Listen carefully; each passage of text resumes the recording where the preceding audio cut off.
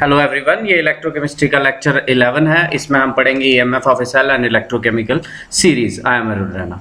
तो ये आपका सिलेबस है। इसमें हमने पहले redox reaction, electrolysis and its last, conductance and in measurement, specific molar equivalent conductivity, variation of conductance with concentration, Kohlrausch law and its application, electrolytic cell कर लिया। Galvanic cell, dry cell, lead acid accumulator, ये theories हैं, ये हम बाद में करेंगे।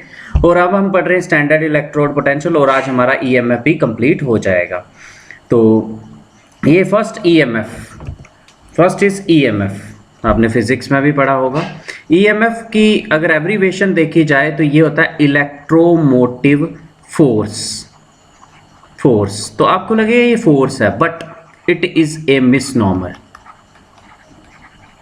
इसके नाम पे नहीं जाइए। ये क्या होता है, जो आप अगर कोई सेल खरीदते हो दुकान से तो उस पर लिखा होता है कि ये 1.5 वोल्ट है, वो उसकी ईएमएफ होती है। तो क्या होती है ईएमएफ? जो स्टार्टिंग में मिलता है सेल, उसकी जो पोटेंशियल डिफरेंस होता है, maximum potential difference set up between the two ends of a cell. Maximum potential difference जो एक दो एंड्स के बीच में सेल के होता है, उसको कहते हैं ईएमएफ ऑफ ए सेल, और डिनोट करते हैं ई सेल से। अगर ये मेजर होगा standard temperature of 298 kelvin, standard pressure of 1 atmosphere ATM और 1 बार भी उसी के पास है, and for 1 molar concentrated solution, तो इसको कहते हैं स्टैंडर्ड ईएमएफ ऑफ सेल। अब देखो, एक सेल होता है, सेल, ठीक है, उसमें एक में क्या होती है ऑक्सीडेशन, और दूसरे में क्या होती है रिडक्शन। जिसमें ऑक्सीडेशन कंपार्टमेंट में होती है उसको बोलते हैं ऑक्सीडेशन हाफ सेल, जिसमें रिडक्शन होती है उसको बोलते हैं रिडक्शन हाफ सेल। इसका अपना, जैसे एक में हम रख देते हैं जिंक, एक में रख देते हैं कॉपर, ठीक है। तो जिंक क्या करता है, लूज करता है, आपको इलेक्ट्रॉन पता है, और कॉपर क्या करता है, गेन करता है इलेक्ट्रॉन। यहाँ पे वोल्ट मीटर लगा दिया। जितना इनके बीच में पोटेंशियल डिफरेंस सेटअप हो जाएगा, ऑक्सीडेशन हाफ सेल में कौन सा प्रोसेस होता है, oxidation. Oxidation means loss of electron. Oxidation मैंने आपको पहले भी पढ़ाया है, एनोड और कैथोड, दो जगह चीजें। एनोड होता है जहां पे ऑक्सीडेशन हो, याद कैसे रखना है आपने, ए वॉवल है ना, ऑक्सीडेशन और रिडक्शन में से कौन सा वॉवल है, ओ वॉवल है, तो एनोड पे ऑक्सीडेशन। कैथोड पे क्या होता है, रिडक्शन। तो ऑक्सीडेशन हाफ सेल पे क्या होगा, एनोड होगा ये, और रिडक्शन हाफ सेल में क्या होगा, कैथोड होगा ये। तो ईएमएफ ऑफ सेल किसकी होती है, जो दोनों का इलेक्ट्रोड पोटेंशियल होता है। तो पहले हम लिखेंगे electrode potential of reduction half cell plus electrode. अब इलेक्ट्रोड कौन सा, रिडक्शन हाफ सेल में क्या हो रही है, रिडक्शन, तो लिख रहा हूं reduction potential of reduction half cell, oxidation potential of oxidation half cell. लेकिन आपको पता है जो हमें डाटा दिया होता है वो सब क्या होता है, रिडक्शन की फॉर्म में होता है। तो ये तो ठीक है, reduction potential of reduction half cell, और ऑक्सीडेशन को अगर रिडक्शन में लिखना है तो माइनस करना पड़ेगा, reduction potential of reduction oxidation half cell, reduction potential जो ऑक्सीडेशन हाफ सेल का होगा। अगर तो ऑक्सीडेशन पोटेंशियल गिवन होगा रिडक्शन, तो ये फार्मूला यूज करना है। अगर दोनों का रिडक्शन गिवन है तो reduction potential of reduction half cell minus reduction potential of oxidation half cell. अब इसको ऐसे भी लिख सकते हो, रिडक्शन हाफ सेल, रिडक्शन कहाँ पे होती है, कैथोड पे, ई कैथोड माइनस ई एनोड, तो ऐसे भी लिख सकते हो। ये फार्मूला बन गए ईएमएफ। ईएमएफ होती है अगर reduction potential of reduction half cell और oxidation potential of oxidation half cell.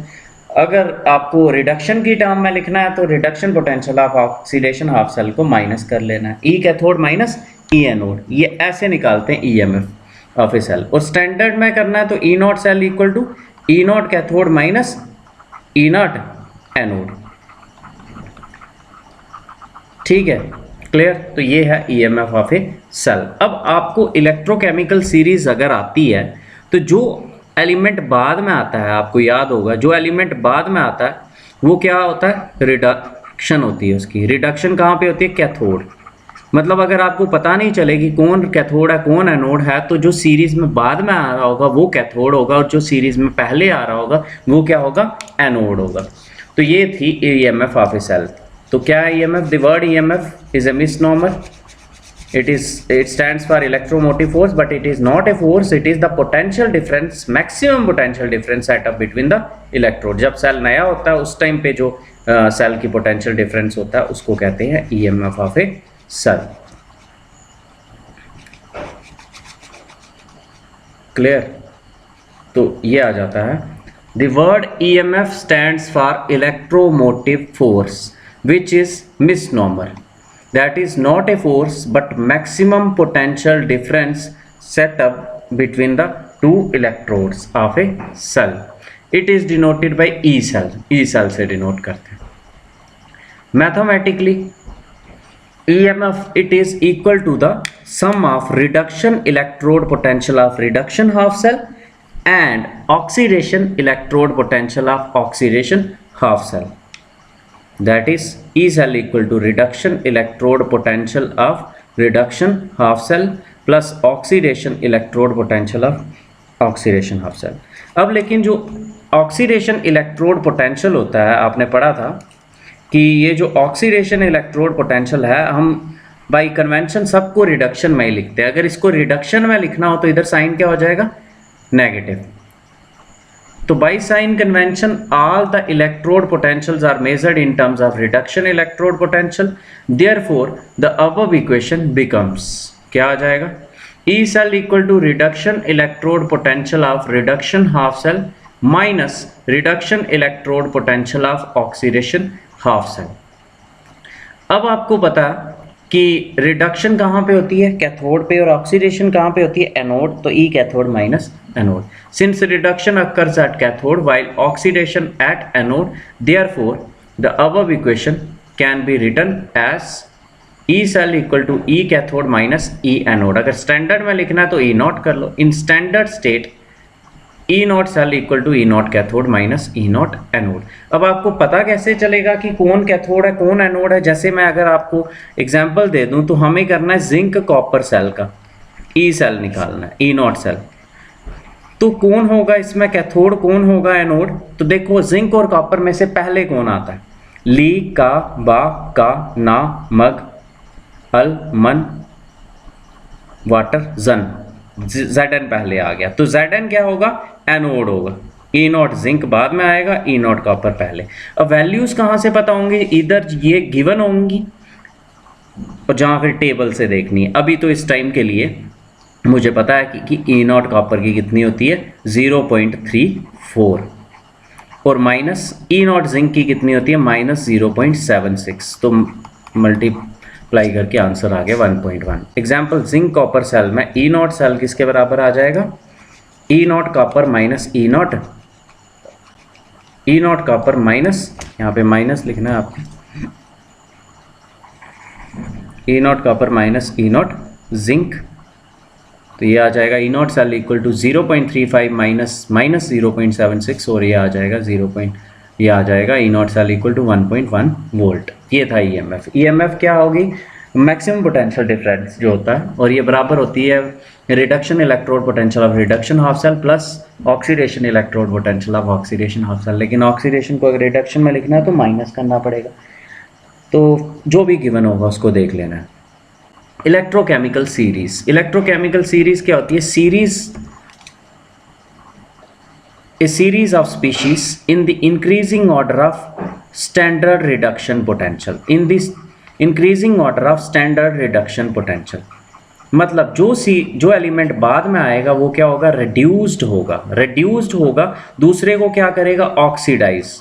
तो ऑक्सीडाइजिंग एजेंट होगा. तो बाद में कौन आता है, फ्लोरीन. इसका मतलब है कि जो पहले आएगा वो क्या होगा, ऑक्सीडाइज, दूसरे को क्या करेगा, रिड्यूसिंग एजेंट. सीरीज में सबसे पहले आता है लिथियम सबसे स्ट्रॉन्गेस्ट रिड्यूसिंग एजेंट होता है और फ्लोरीन सबसे स्ट्रॉन्गेस्ट ऑक्सीडाइजिंग. तो क्या है इलेक्ट्रोकेमिकल सीरीज, इलेक्ट्रोकेमिकल सीरीज है स्पीशीज की in the increasing order of their reduction potential. The series is लिकाबाका नाम अगलमन वाटर जन करफी कट कोनी सन पभ सन Kuku I2 Fe Ag Br2 Cl2 O2 Au COF2. A series of elements in the increasing order of their reduction potential is known as electrochemical series. The series is क्या है series? ली का बा का ना मग अल मन water जिन कर fee cut को नी सन pub हो सन कू I2Fe Ag Br2 Cl2 OU CO F2। यहाँ पे एक ऐड भी कर सकते हो, लिखा हुआ का नाम अगल मन वाटर जन कर fee cut CO2 positive add भी कर सकते हो। तो इन दिस सीरीज जो एलिमेंट्स हाइड्रोजन ये है, इसका आपको पता है, आपने सेल में पढ़ा भी था कि इसका इलेक्ट्रोड पोटेंशियल 0 लेते हैं हम। इससे पहले जो एलिमेंट्स हैं वो क्या होते हैं? वो स्ट्रॉन्ग रिड्यूसिंग एजेंट्स हैं, और जो बाद में आते हैं वो oxygen. In this series the elements preceding hydrogen are reducing agents while the element which come after hydrogen और oxygen. Lithium is the strongest lithium is the strongest reducing agent while fluorine is the strongest oxidizing agent. अब इस series के ये series है Leica बाका नाम अगल मन water जन कर भी कटकोनी सन पप। इंपॉर्टेंट एलिमेंट्स किए हैं हमने। ली का बा का ना मग अल मन वाटर जन कर फी कटकोनी सन पब ह। फिर उसके बाद सन कू यानी ये हमने सन कू I2Fe Ag Br2 Cl2 O2 Au CO3 F2। ठीक है, ये सीरीज है। लिथियम की -3.05 है, और इम्पोर्टेंट देख लेते हैं। मैग्नीशियम की -2.37 है, जिंक की -0.76 है, आयरन की -0.44 है, हाइड्रोजन की 0 है, फिर कॉपर 2 पॉजिटिव की 0.34 है, सिल्वर की 0.80 है वैल्यू, और फ्लोरीन की 2.87 है। तो एप्लीकेशंस क्या हैं? फर्स्ट है रिलेटिव ऑक्सीडाइजिंग और रिड्यूसिंग करैक्टर। जो एलिमेंट बाद में आते हैं रिडक्शन होती है उनकी, मतलब एजेंट कौन से एक्ट करते हैं? Oxidising agents. जो एलिमेंट स्टार्टिंग में आते हैं उनकी क्या होती है? ऑक्सीडेशन होती है, और वो कौन से एजेंट एक्ट करते हैं? ऑक्सीडाइजिंग एजेंट एक्ट करते हैं।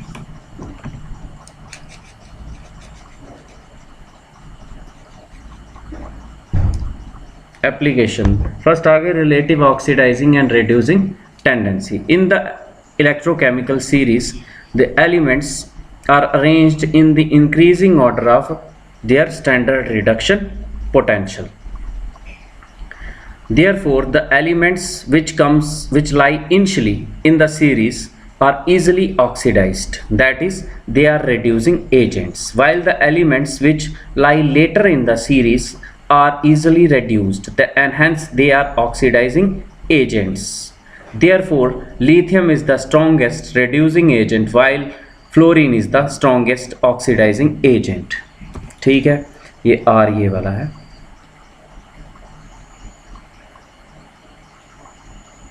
नेक्स्ट है रिएक्टिविटी। जैसे ये रिएक्शन है जिंक प्लस कॉपर सल्फेट। जो एलिमेंट पहले मेटल गए इसमें मेटल्स, जो एलिमेंट स्टार्टिंग में लाई करेगा इनिशियली, वो मोर रिएक्टिव होगा। ठीक है, reactivity of metal. Zinc plus copper sulphate, zinc पहले आता है, कॉपर पहले आता है इलेक्ट्रोकेमिकल सीरीज में। लीका बाका नाम अलमन वाटर जन, जिंक पहले आता है, तो ये इससे ज़्यादा रिएक्टिव होगा, ये रिप्लेस कर देगा ZnSO4 प्लस Cu। ठीक है, लेकिन अगर Cu प्लस ZnSO4 होगा तो ये रिएक्शन नहीं होगी। तो इसका कहने का मतलब ये भी है कि अगर हम जिंक कंटेनर लें, उसमें कॉपर सल्फेट डालें, तो क्या रख सकते हैं? कॉपर रिएक्शन शुरू हो जाएगी। We can not place copper sulphate in zinc container. लेकिन अगर हम कॉपर कंटेनर लें, उसमें जिंक सल्फेट रखें, तो वी कैन, क्योंकि कॉपर रिप्लेस जिंक को नहीं करेगा। ठीक है, तो ये रिएक्टिविटी ऑफ मेटल है। जो पहले मेटल आते हैं वो ज़्यादा रिएक्टिव होते हैं। अब नॉन मेटल की बात करें हम, नॉन मेटल की रिएक्टिविटी की, तो जो लेटर आते हैं, बाद में आते हैं, वो ज़्यादा रिएक्टिव होते हैं, मोर रिएक्टिव जो इलेक्ट्रोकेमिकल, जैसे HCl को अगर हम F2 के साथ रिएक्ट कर लें तो ये F इसको रिप्लेस कर लेगा, HF प्लस Cl2 बन जाएगा। ठीक है, HBr सीरीज में Cl पहले आता है, देखते हैं। हाँ, लिखा का नाम गलमन वाटर जन कर फीकट कोनी सन पब ह सन कु I2 Fe Ag Br2 Cl2। Br2 पहले आता है, Cl2 बाद में, इसका मतलब नॉन मेटल है ये Cl2, ये ज़्यादा रिएक्टिव है, ये इसको रिप्लेस कर लेगा, बन जाएगा 2HCl प्लस Br2। तो मेटल्स में जो पहले आते हैं वो ज़्यादा रिएक्टिव होते हैं, नॉन मेटल्स में जो बाद में आते हैं वो ज़्यादा रिएक्टिव होते हैं।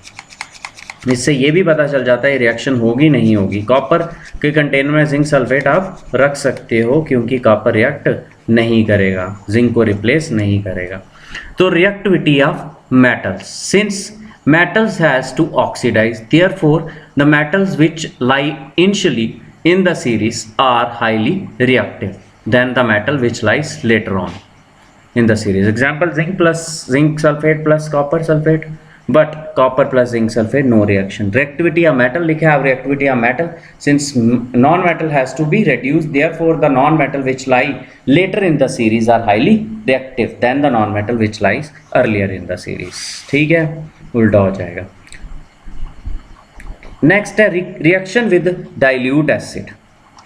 रिएक्शन विद डाइल्यूट एसिड, तो जो इलेक्ट्रोकेमिकल सीरीज में हाइड्रोजन से पहले आते हैं, जो हाइड्रोजन से पहले आते हैं सीरीज में, ली का बा का ना मग अल मन वाटर जन कर फी कट को नी सन, यहाँ पप यहाँ तक, वो हाइड्रोजन को रिप्लेस कर सकते हैं फ्रॉम डाइल्यूट एसिड। तो बन जाएगा ZnSO4 plus H2 gas.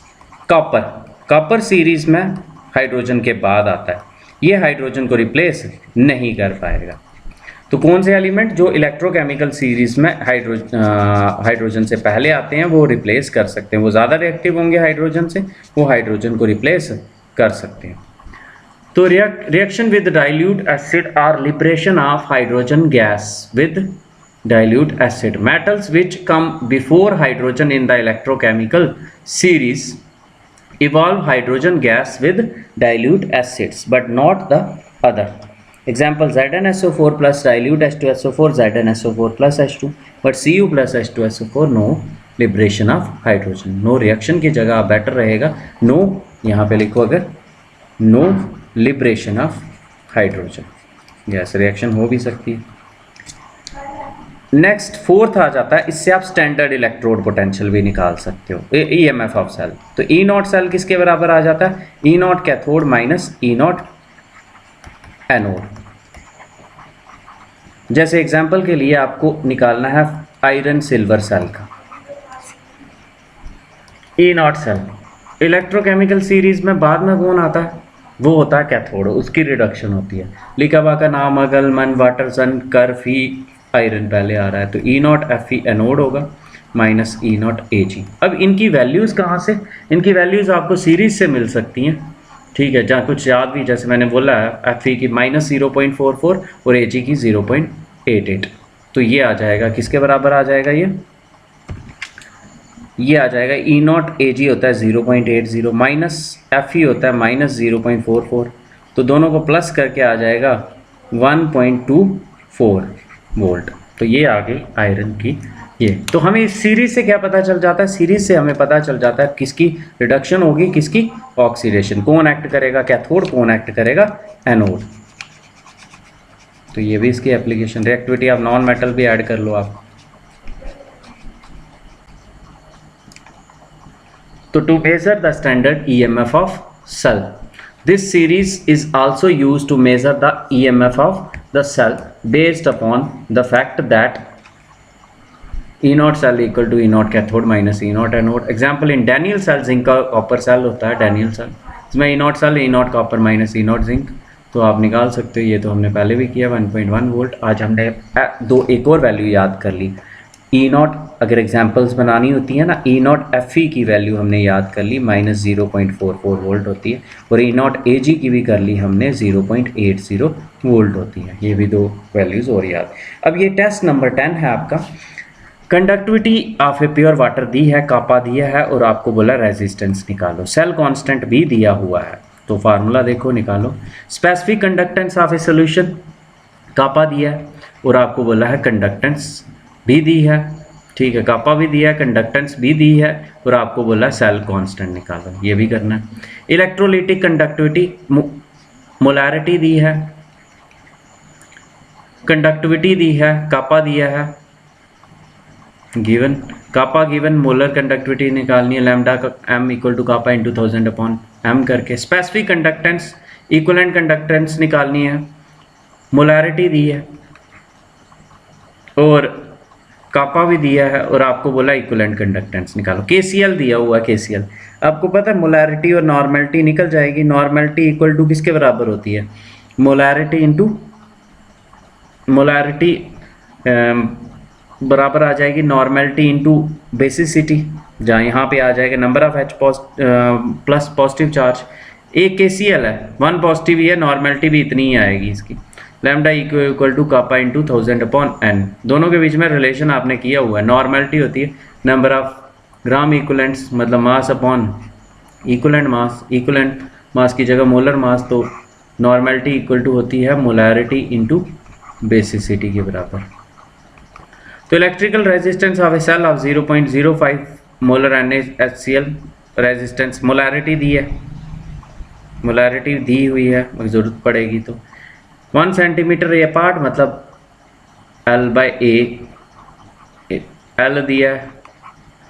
Cross sectional area A दिया हुआ है, रेजिस्टेंस दी हुई है और रेजिस्टिविटी निकालनी है आपको। Kappa equal to R equal to rho L upon A होता है, ठीक है, तो रो निकालना है आपको, रो निकालना है तो rho equal to R into A upon L, values दी हुई हैं, आपको बस यूज़ करनी है। तो ये था टेस्ट नंबर 10, ठीक है। और आपको ये भी बताना है, can we store zinc sulphate in copper vessel, ये क्वेश्चन भी, can we store zinc sulphate in copper vessel, इस टेस्ट को करके मुझे बताओ, फिर मैं नेक्स्ट क्वेश्चन भी पूछूंगा आपको। Zinc sulphate in copper vessel, तो रिएक्शन देखनी है आपने, कॉपर प्लस ZnSO4 रिएक्शन होगी, नहीं होगी क्योंकि जिंक ज़्यादा रिएक्टिव है, नो रिएक्शन, तो yes you can store, reaction होगी फिर नहीं स्टोर कर सकते, ठीक है। Thanks a lot for listening, जय हिंद।